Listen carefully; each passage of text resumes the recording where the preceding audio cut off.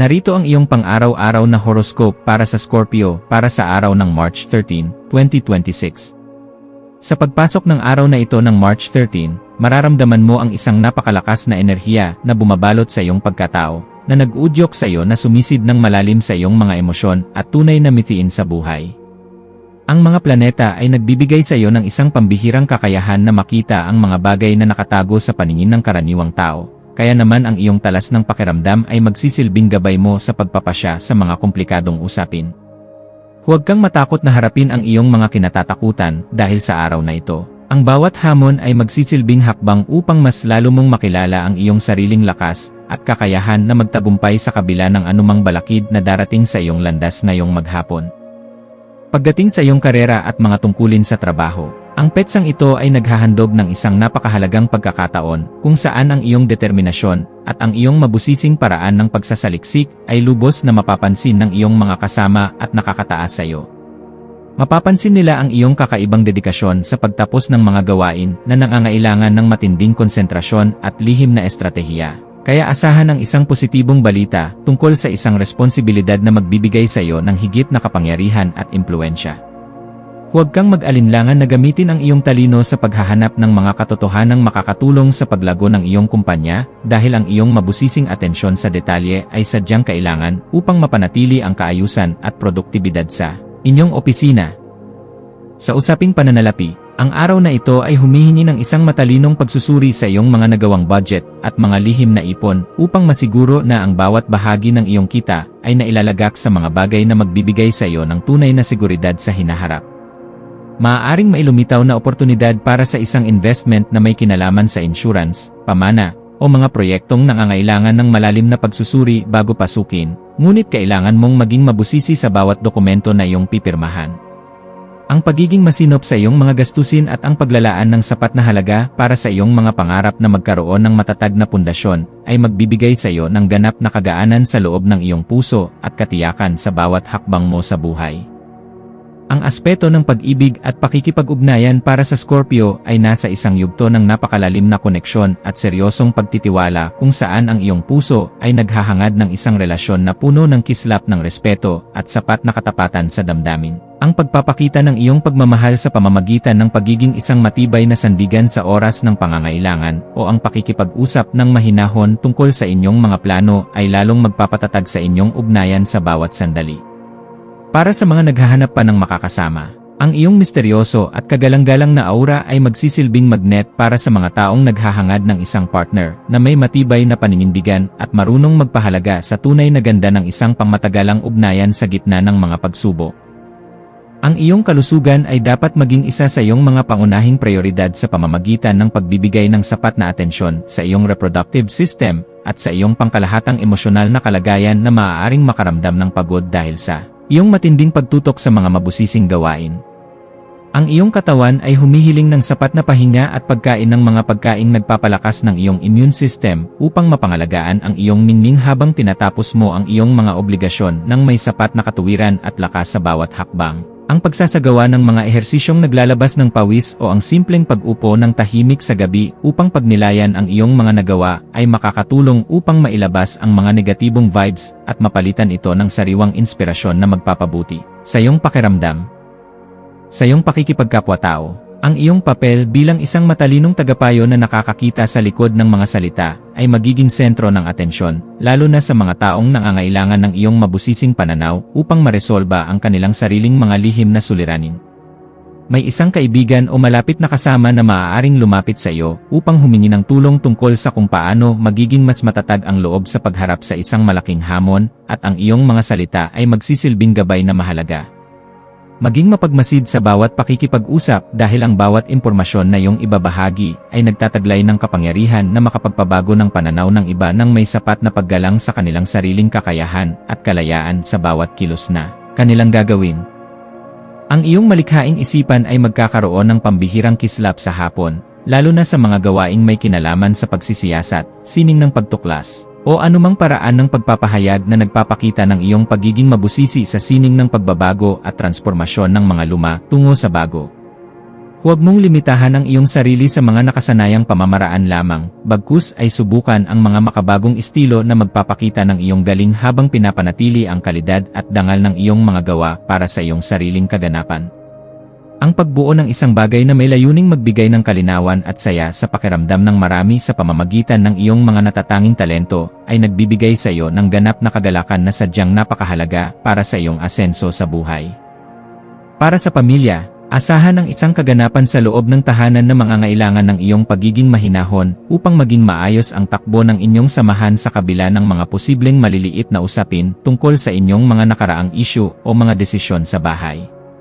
Ang iyong presensya ay magbibigay ng kagaanan dahil kaya mong magpaliwanag sa paraang madaling intindihin at may sapat na pagkilala sa nararamdamang pangangailangan ng bawat miyembro ng iyong pamilya sa bawat oras ng inyong pagsasama.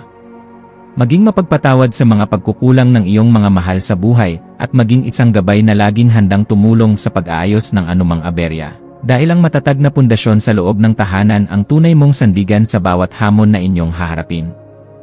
Ang iyong intuisyon ay magsisilbing isang matalas na kumpas sa pagpapasya tungkol sa isang bagong oportunidad na may kinalaman sa iyong personal na pagbabago o sa pagpapaganda ng iyong sariling kasanayan sa pakikipag-ugnayan sa mga taong may malalim na karanasan.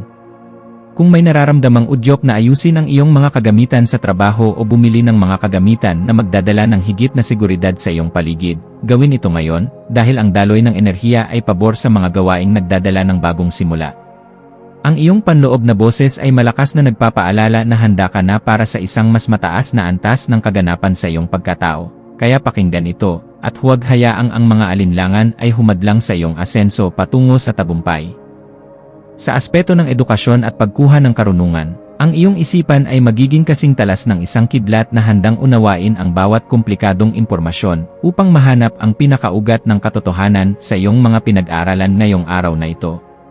Gamitin ang panahong ito upang magbasa ng mga materyales na magpapalawak ng iyong pangunawa sa mga usaping may kinalaman sa sikolohiya, pananalapi, o sa mga paraan ng wastong pamumuhay dahil ang mga ito ay sadyang makakatulong sa pagpapabuti ng iyong disposisyon.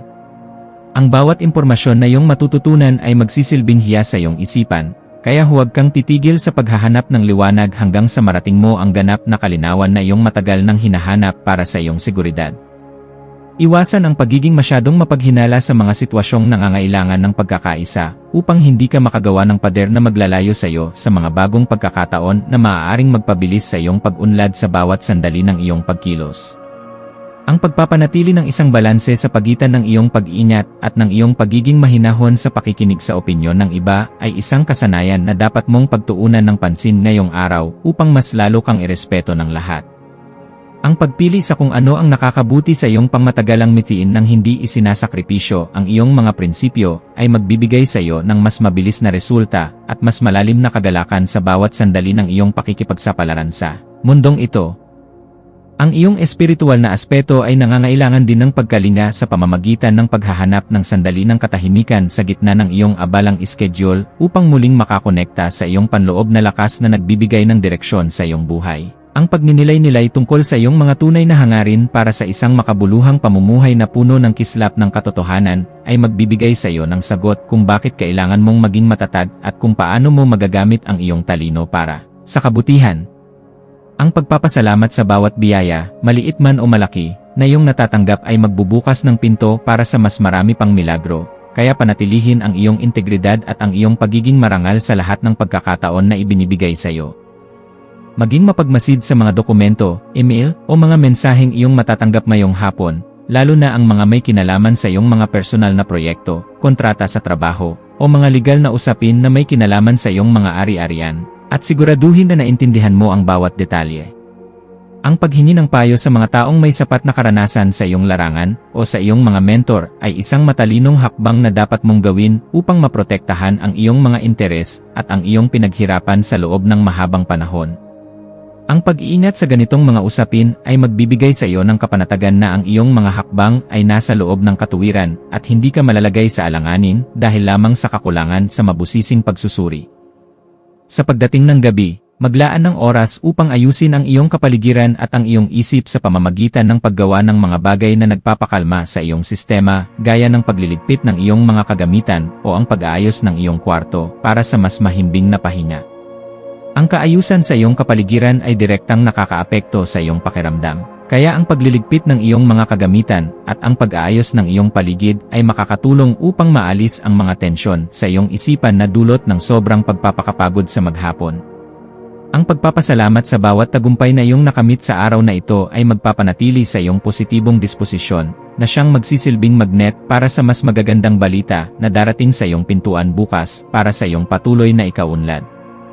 Bilang huling payo para sa iyo, laging tandaan na ang tunay na lakas ay matatagpuan sa pagkakaroon ng isang mapayapang puso na laging handang umunawa sa sarili at sa ibang tao nang may sapat na pagmamahal sa bawat sandali ng iyong pagkilos. Manatiling nakatutok sa iyong sariling landas habang nagpapakita ng malasakit sa mga taong nasa paligid mo, dahil ang kaganapan ng iyong pagkatao ay matatagpuan sa pagbabahagi ng iyong liwanag ng may dangal sa lahat ng pagkakataon na ibinibigay sa iyo. Hayaang ang liwanag ng karunungan ang maging gabay mo sa pagtahak sa daan ng iyong mga adhikain, at maniwala ka na sa bawat pagsusumikap mo na magpakita ng kabutihan, mayroong magandang bukas na naghihintay para sa iyo sa bawat sandali ng iyong buhay. Ang iyong mga maswerteng numero para sa araw na ito ay 9, 18, at 19. Ang iyong maswerteng kulay ay maroon o itim na sumisimbolo sa lakas at misteryo. At ang maswerteng gawain para sa araw na ito ay ang paglilinis ng iyong mga lumang kagamitan, ang mabusising pagbabasa ng isang investigative report, o ang pakikipag-usap sa isang taong malapit sa iyong puso upang muling mahanap ang iyong kagalakan at sigla sa buhay.